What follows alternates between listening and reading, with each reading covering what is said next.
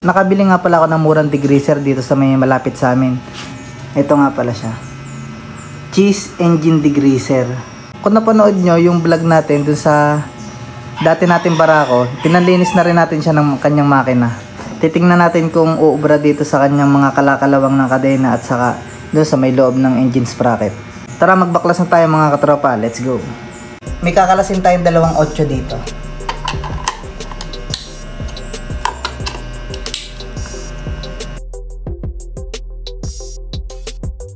Kakalasin na nga rin pala natin to mga katropa, yung kanyang size 4 ata to na allen para matanggal yung kanyang sensor dito, para nahihiwalay natin siya dito sa kanyang cover. Tatanggalin natin itong cambio at saka itong kanyang putres.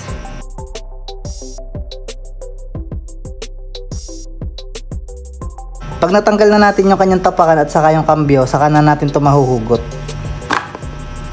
Yan. Kita nyo mga katropa, napakalibag oh. Titingnan natin kung uubra dyan yung binili nating engine degreaser. Sunod naman itong ating lock ng kadena. Lilinisin natin siya ng tanggal dito sa motor.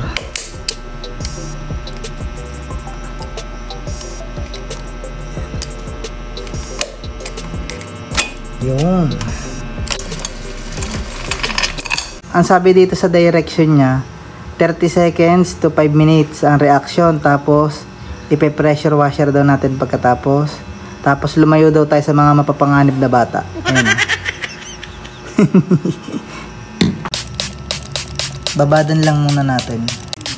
Mura lang pati ito mga katropa, kaya hindi nakakahinayang gamitin. 60 pesos lang. Pero kahit mura, dapat effective din. Aanihin mo nga kung mura, kung hindi naman tumatalab. Tama! Tama! Gamit lang ako ng plies at medyo masakit sa kamay.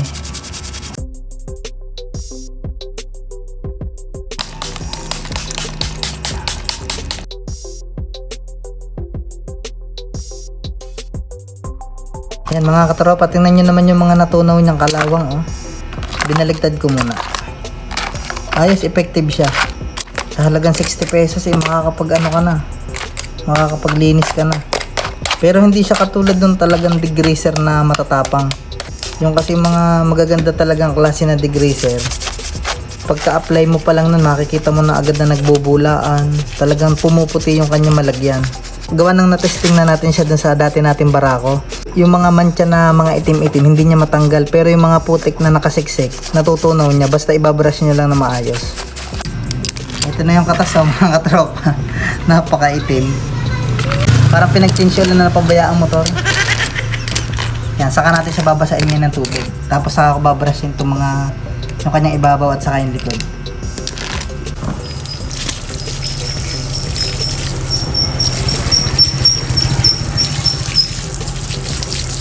Babad ulit tayo.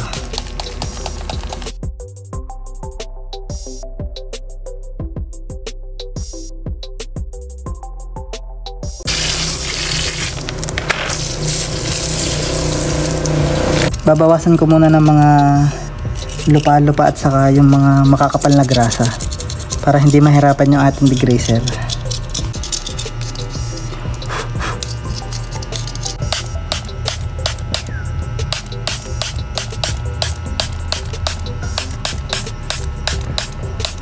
Yan, i-brush na natin.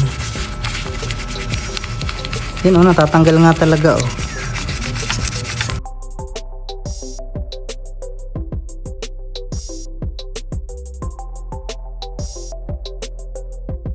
Kumuha na nga pala ako nitong maliit na pang detailing brush at hindi na kaya ng toothbrush natin.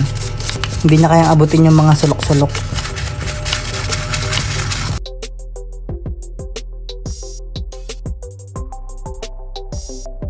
Yan, banlawan muna natin mga katropa. Tingnan natin kung saan pa may mga matitira. Yan oh, tanggal nga oh. Kulang lang sa sasaidin pa natin.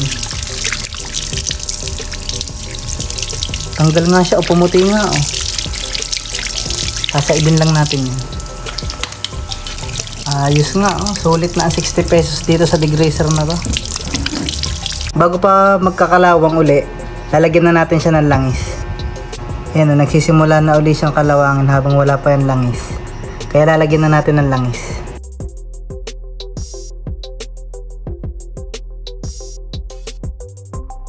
Ayos na, tapos na natin lagyan ng grasa, ng langis.